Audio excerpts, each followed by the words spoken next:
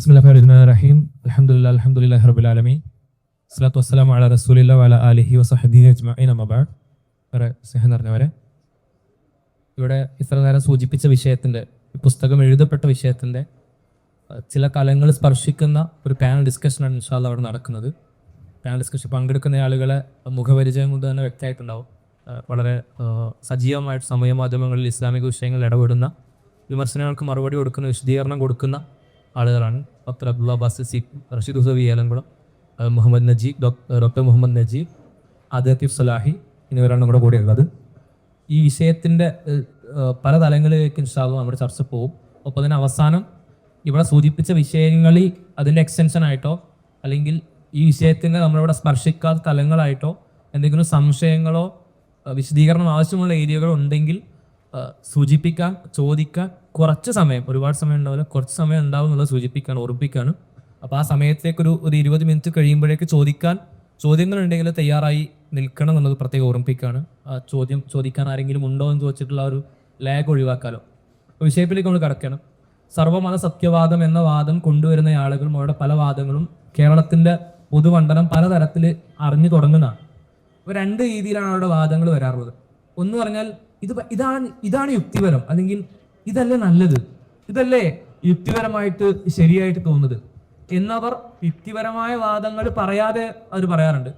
ഇതല്ലേ നല്ലത്, ഇതല്ലേ ചിന്തിക്കാനും യുക്തിക്കും ബുദ്ധിക്കൊക്കെ നല്ലത് എന്ന് വാദങ്ങളൊന്നും ഉണ്ടാവില്ല, പക്ഷെ പറയാൻ വേണ്ടി പറയാറുണ്ട്.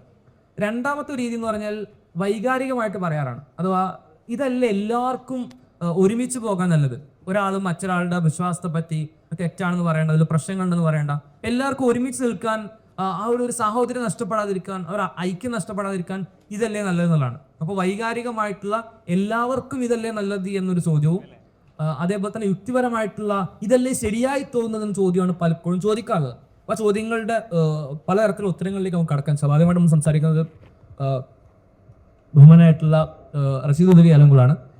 യുക്തിപരമായി ഈ വിഷയത്തെ സമീപിക്കുമ്പോൾ എങ്ങനെയാണ് നമുക്ക് മനസ്സിലാക്കാൻ പറ്റുക?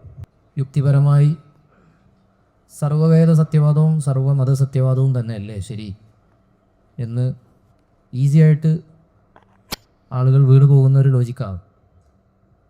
യഥാർത്ഥത്തിൽ യുക്തി എന്ന് പറഞ്ഞ സംഭവം തന്നെ ട്രഡീഷന് മുകളിൽ ഇങ്ങനെ ഒരുപാട് ട്രഡീഷൻസ് ഉണ്ട്, വൈവിധ്യങ്ങളുണ്ട്. അതിന് മുകളിൽ ഇങ്ങനെ ഞെളിഞ്ഞിരിക്കുന്ന ഒരു സംഭവമായിട്ടാണ് യുക്തിയെ നമ്മൾ പരിചയപ്പെടുത്തിയിട്ടുള്ളത്. യുക്തിയുടെ സ്റ്റാൻഡേർഡ് അനുസരിച്ച് എല്ലാം തീരുമാനിക്കാൻ പറയുകയാണ് ചെയ്യുക. പക്ഷേ യുക്തി തന്നെ പല ട്രഡീഷനും അകത്ത് രൂപപ്പെട്ടു വരുന്നതാണെന്നാണ് പലരും പറഞ്ഞിട്ടുള്ളത്. വിറ്റ്ഗൻസ്റ്റൈൻ എന്നൊരു ഫിലോസഫർ ഉണ്ട്. അദ്ദേഹം പറയുന്നത് ലോജിക്കിന് തന്നെ, ഒരു ലോജിക്ക് രൂപപ്പെട്ടു വരുന്നത് തന്നെ ഒരു പ്രത്യേക ട്രഡീഷൻ അകത്തു നിന്നാണ്. അപ്പോൾ ഈ സർവ്വമത സത്യവാദം ഉണ്ടെങ്കിലേ മതങ്ങളെല്ലാവരും തമ്മിൽ സഹിഷ്ണുത ഉണ്ടാവുള്ളൂ എന്നുള്ളത് ഒരു യൂറോപ്യൻ സാധനമാണ്. ഉദാഹരണത്തിന് ഫ്രഞ്ച് ഫിലോസഫർ റൂസോ പറയുന്നുണ്ട്, സിവിക് ഇൻടോളറൻസ് ഉണ്ടെങ്കിൽ, തിയോളജിക്കൽ ഇൻടോളറൻസ് ഉണ്ടെങ്കിൽ സിവിക് ഇൻടോളറൻസും ഉണ്ടാവും. എന്ന് പറഞ്ഞാൽ എൻ്റെ മതമാണ് ശരി, എൻ്റെ മതത്തിൽ വിശ്വസിച്ചാലേ സാൽവേഷൻ ഉണ്ടാവുള്ളൂ, മുക്തി ഉണ്ടാവുള്ളൂ എന്നൊരാൾ പറഞ്ഞാൽ ഓട്ടോമാറ്റിക്കായിട്ട് അയാളുടെ കൂടെ ജീവിക്കാൻ നമുക്ക് പറ്റാതാവും. അസഹിഷ്ണുത വരും എന്നാണ് അദ്ദേഹത്തിൻ്റെ തിയറി. യൂറോപ്പിനെ സംബന്ധിച്ചിടത്തോളം അങ്ങനെ ഒരു പ്രശ്നം ഉണ്ടായിരുന്നു. മതങ്ങൾ തമ്മിലുള്ള പ്രശ്നങ്ങളും മതത്തെ അവർ മനസ്സിലാക്കിയ ചരിത്രാനുഭവവും ഒക്കെ വളരെ ഈസ്റ്റേൺ സമൂഹങ്ങൾ മനസ്സിലാക്കിയതുപോലെ ആയിരുന്നില്ല. അപ്പോൾ അതുകൊണ്ട് ഇതെല്ലാം കൂടി ഒന്നാണെന്ന് പറഞ്ഞാലേ മുന്നോട്ട് പോകുള്ളൂ എന്നൊരു ചരിത്രപരമായ പ്രതിസന്ധി അവർക്കുണ്ടായിരുന്നു. അതുകൊണ്ട് തന്നെ അവർ മുന്നോട്ട് വെച്ച യുക്തിയിൽ എല്ലാം ഒരുമിച്ച് പോകണം എന്നുള്ളതായിരുന്നു. പക്ഷെ അവർ കൊണ്ടുവന്ന യുക്തികളൊക്കെ എല്ലാവരെയും അവർ അടിച്ചേൽപ്പിക്കുകയും ചെയ്തു എന്നുള്ളതാണ്. ഈ അക്ബർ ഖാൻ്റെ പുസ്തകം തന്നെ ഇപ്പോൾ ഈ ക്ലാസിക്കൽ ഒരു കാറ്റഗറിയിൽ പെടുത്താം, കമ്പാരിറ്റീവ് റിലിജിയനിലെ ഒരു ക്ലാസിക് വർക്കായിട്ട് ഉൾപ്പെടുത്താം. 4-ാം നൂറ്റാണ്ടിലെ അബുൽ ഹസൻ അൽ ആമിരി എന്ന് പറയുന്ന ഒരു പണ്ഡിതനുണ്ട്. അദ്ദേഹം അൽ കിന്ദിയുടെയൊക്കെ സ്കൂൾ ഓഫ് തോട്ടിൽപ്പെട്ട ആളായിരുന്നു. ഏകദേശം അതേ സ്ട്രക്ചറിലാണ് ഈ പുസ്തകം പോയിട്ടുള്ളത്. ആ പുസ്തകം ഞാൻ പഠിപ്പിക്കുന്നുണ്ട്. ആ പുസ്തകം വിശ്വാസം, ആചാരം, പിന്നെ സിവിലൈസേഷണൽ റോള്, എന്തെല്ലാം നാഗരിക ദൗത്യമാണ് ഓരോ മതങ്ങളും നിർവഹിച്ചത്, അങ്ങനെ ഓരോ കാറ്റഗറിയിൽ എല്ലാ മതങ്ങളെയും പരിചയപ്പെടുത്തുക. ക്രിസ്ത്യാനിറ്റി, ഹിന്ദുയിസം, ജൂതായിസം എല്ലാത്തിനെയും പരിചയപ്പെടുത്തുക, സാബിയനിസം എല്ലാത്തിനെയും പരിചയപ്പെടുത്തുക. ആ ഒരു രീതിയാണ് അതിൽ സ്വീകരിച്ചിട്ടുള്ളത്. അപ്പോൾ അവിടെ ശ്രദ്ധിക്കേണ്ട ഒരു കാര്യം, യുക്തിയെക്കുറിച്ച് പറഞ്ഞതാണ് സസ്പെൻഷൻ ഓഫ് ജഡ്ജ്മെൻ്റ് ആണ് അവരുടെ യുക്തി എന്ന് പറഞ്ഞാൽ ഒന്നിനെയും ജഡ്ജ് ചെയ്യേണ്ട. ഞാൻ നേരത്തെ പറഞ്ഞ കാവട്യം, അത് ഗ്രീക്ക് ഒരു ടേമാണ് എപ്പോഷെ, സസ്പെൻഷൻ ഓഫ് ജഡ്ജ്മെൻറ്റ്. എല്ലാം മനസ്സിലാകുന്നു. നമ്മൾ ഒരുപാട് ഡാറ്റ കളക്ട് ചെയ്തു, മനസ്സിലാക്കി, എന്നിട്ട് അതിലൊരു ജഡ്ജ്മെൻറ്റ് നമ്മൾ എടുത്തിട്ടില്ലെങ്കിൽ അത്ര വലിയ കാപട്യം വേറെ എന്താ ഉള്ളത്? ഒരാൾ ഒരുപാട് ട്രഡീഷൻസിനെ കുറിച്ച് മനസ്സിലാക്കാൻ കുത്തിയിരുന്ന് പഠിച്ചു മുഴുവൻ സാധനങ്ങളും, എന്നിട്ട് ഒരുപാട് ഡാറ്റ സമാഹരിച്ചു, എന്നിട്ട് അത് മുന്നിൽ വെച്ചിട്ട് ഇത് മുഴുവൻ ശരിയാണ് എന്ന് പറയാൻ കഴിയില്ലല്ലോ.